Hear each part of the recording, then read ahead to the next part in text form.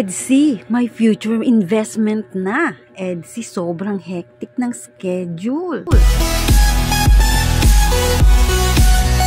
Si YP po ay nasa school, ako po ay nasa puso niya. Yun. Ako po ay nasa puso niya. Yun.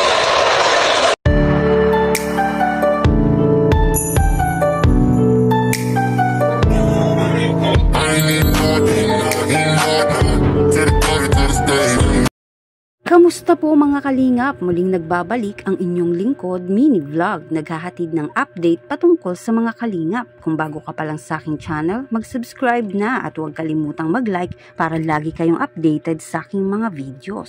Tapusin po muna natin ang video bago po tayo magkomento. Patuloy po natin din na suportahan ang founder po ng Kalingap na si Kuya Val Santos at Kalingap Rob. Dahil alam naman natin na madaming natutulungan sila ng mga kababayan natin. Araw-araw po natin na suportahan at panoorin ang kanilang mga videos.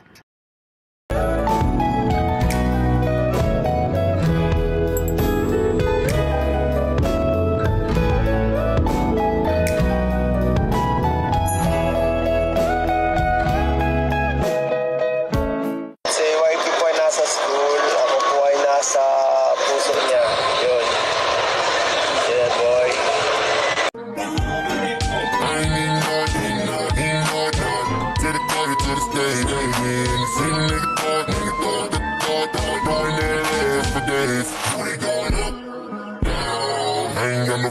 At ito na nga mga kalingap, EDSI, may future investment na. EDSI, sobrang hectic ng schedule. Ang sabi nga nila ay napaka-busy nga daw ng dalawang ito sa ngayon. Dahil nga sa rami nga po ng kanilang mga ginagawa.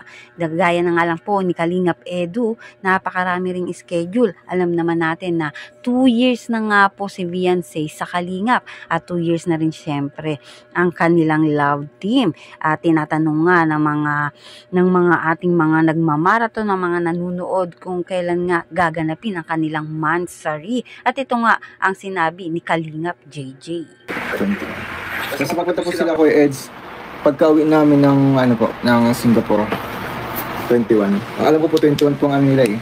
Punta ni Kuya Eds sa Manila. After ng SG Singapore. Po, yun. Ayan, Tita Mabel, yan po. Ganyan. Yun na nga po, parang ganyan na nga po yun. Papunta po sila 21 sa Manila. Para dun sa, basta abangan nyo lang po yun sa mga hindi pa nakakalam po ano po yung gagawin po na sa Manila. Maganda po yun, maganda pong resulta. Investment yun guys. Investment.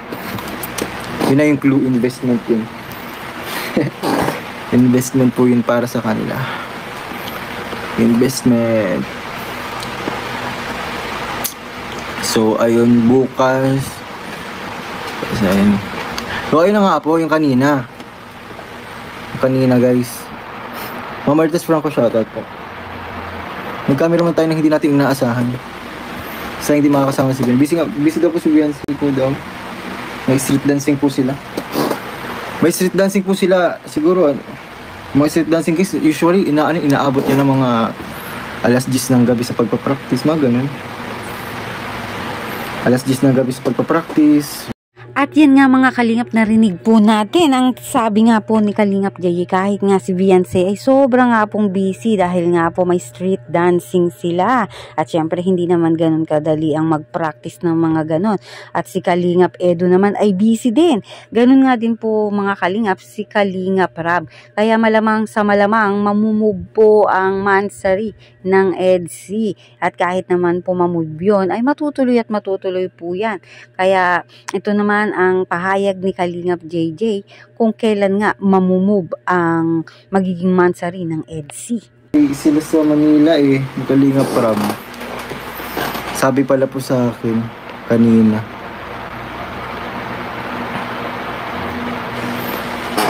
Paano kaya yun? 24 wala. Simula daw 24. Pwede naman siguro 23. Siguro mga 23 na lang. At before na lang kaya. May event po kasi sila sa Manila, simula na po 24. Po kay Ma'am Bless Aguila, maraming salamat po kay Ma'am Bless. In-unbox po namin kanina yung padala niya po kay Kuya Eds. Ang ganda po ng mga padala niya po. Tamang-tama sa kanilang advance ano po nila errands po kasi po may important na ano po siyang lalakarin po bukas. Si Benzi lang available. Actually si Benzi hindi man din daw po available pala kasi ano busy daw pala po sila sa dito sabi kanina street dancing pala po sabi po kanina. Kaya po malabo pala ngayon bukas na. Kaya po ayun. Kailan kaya sila kailan ang ano na lang next day. Hello po Ma'am Lodilin. Na lang sana. Alin po ang 24 po? At 24 na lang Mansari nila. Ay pwede din. Kailan po ang 24? Wait lang. Tingnan po sa kalendaryo. Grabe po ang errands. Ay 22. Ano sabi niya? Simula 24. Ay, hindi kasi simula 24. Ay, hindi po pwede ng 24. 24 po yung ano? 24. Tapos 10 days. Wait lang. May vlog kasi sila ni Kuya. Wait lang. 24 daw. 24, 26. At yan nga mga kalingap, narinig natin kay Kalingap JJ na mamumove nga po ang kanila nga pong Mansari ng EDSI. Pero kahit man ganon, alam naman natin na patuloy ang suporta natin sa EDSI. At napakasaya pa rin talaga ng dalawang ito kahit anuman ang kabisihan nila ay alam natin na para yan sa future nilang dalawa. Kung anuman mga busy nila, diba? At alam naman natin kung anuman ang kalagayan ngayon ni Viancy ay pinagpapasalamat po yan ni Viancy sa buong Kalingap, lalo na kina Kuya Bal at Kalingap Rab. Dahil nga sa mga natatamasan nito ni Viancy, mula noon ay hanggang ngayon ay patuloy pa rin na namamayagpag.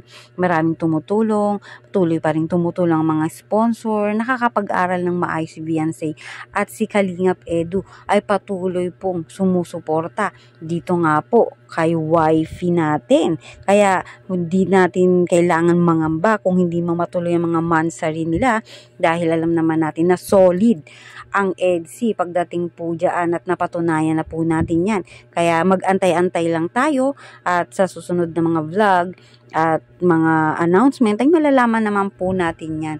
Kaya patuloy po nating suportahan ang lahat po ng mga love team, lalo ng EDSI, Fran Joy, Jom Carl, at Mick Chris. Alam naman natin na magagandang mga love team niya na talaga namang inaabangan ng bawat na mga nagmamaraton sa mga love team nga po. Kaya patuloy nating suportahan mga Kalingap ang ating Kalingap, ang sila Kuya Bal at sila Kalingap.